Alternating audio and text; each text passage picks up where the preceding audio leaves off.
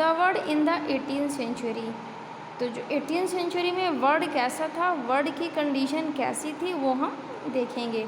First industrial revolution, सबसे पहले industrial revolution आया, यानी कि इंडस्ट्रियों में क्रांति आई। अब इंडस्ट्री में क्रांति आई उसका मतलब क्या है, पहले बहुत से लोग हाथों से काम करते थे, तो इंडस्ट्री यानी कि मशीनें आना स्टार्ट हुई। जो काम पूरे दिन में होता था वो काम 2-3 घंटे में होने लगा। जो काम हाथों से होता था उसमें कम क्लियरिटी होती थी। जब वो काम मशीनों से होने लगा तो ज़्यादा क्लियरिटी होने लगी।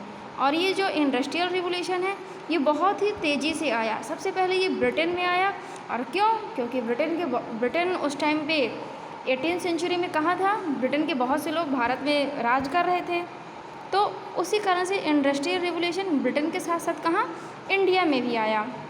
अब जैसे आप सोचिए, जो हाथों से बनाया सामान था, यदि हम हाथों की सिलाई कढ़ाई देखें तो बहुत अच्छी थी, लेकिन उसको बनाने में कितना टाइम लगता था, 2-3 घंटे लगते थे। लेकिन जैसे ही मशीनरी आई तो वो 2-3 घंटे का काम आधा घंटे में होने लगा। इसलिए हम इसको बोलने लगे क्या, इंडस्ट्रियल रिवोल्यूशन, मतलब कि बहुत तेज़ी से इंडस्ट्रियों का निर्माण होने लगा। हाँ, तो हम इंडस्ट्रियल रिवोल्यूशन में देख रहे थे। इंडस्ट्रियल रिवोल्यूशन में सबसे पहले ये मैप देखिए, ये जो मैप है, मैप 1453 का ये मैप है। ये कब का मैप है, वर्ल्ड मैप इन 18th सेंचुरी। मतलब 18th सेंचुरी में मैप का डेवलपमेंट इस प्रकार से हो गया था। जैसे ही मैप का डेवलपमेंट हुआ था, आगे देखिए, discovery of sea routes between India and Europe led. Firstly आप ये मैप देखिए, मैप में ये इंडिया है और ये यूरोप है। तो पहले यूरोप से इंडिया आने के लिए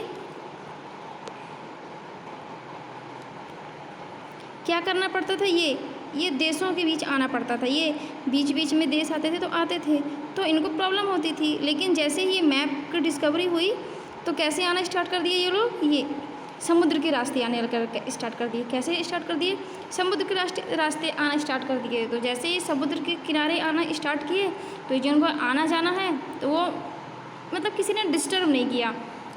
ये देख रहे हैं सी रूट्स, यानी कि समुद्र के रास्ते। तो जैसे ही समुद्र के रास्ते की खोज हुई, Europe led tremendous increase in trade and create great demand of Indian goods. तो उस टाइम पे क्या होता था कि जो यूरोप में सामान कहाँ से जाता था, इंडिया से जाता था। बहुत सारा सामान इंडिया से यूरोप में जाता था और वहाँ बहुत ही मांग होती थी। लोग यहाँ से इंडिया से सामान लेके जाते थे और यूरोप में सेल करते थे। यहाँ से सस्ते दामों में खरीद के ले जाते थे और वहाँ महंगे दामों में बेचते थे। तो जो इस प्रकार का व्यापार था वो बहुत तेज़ी से फैल रहा था। The system of प्रोडक्टिंग goods slowly by hand. तो जो हाथ से सामान बनाया जाता था वो बहुत ही ज़्यादा स्लो बनाया जाता था। नॉट फुलफिल ग्रोइंग डिमांड, और जो डिमांड थी, मांगे बहुत ज़्यादा थी तो वो पूरी नहीं होती थी। जैसे किसी ने मांगा 100, हमको इतना सामान चाहिए, मान लीजिए कि हमको इतना सामान चाहिए, और जब यदि कोई हाथ से सामान बना रहा है तो वो नहीं बना पाएगा, कम ही बना पाएगा।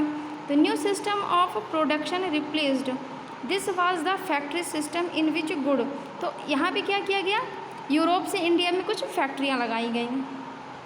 This is known as industrial revolution. तो आप समझ गए होंगे कि इसको क्या हम इंडस्ट्रियल रिवोल्यूशन बोलते हैं। Machine were invented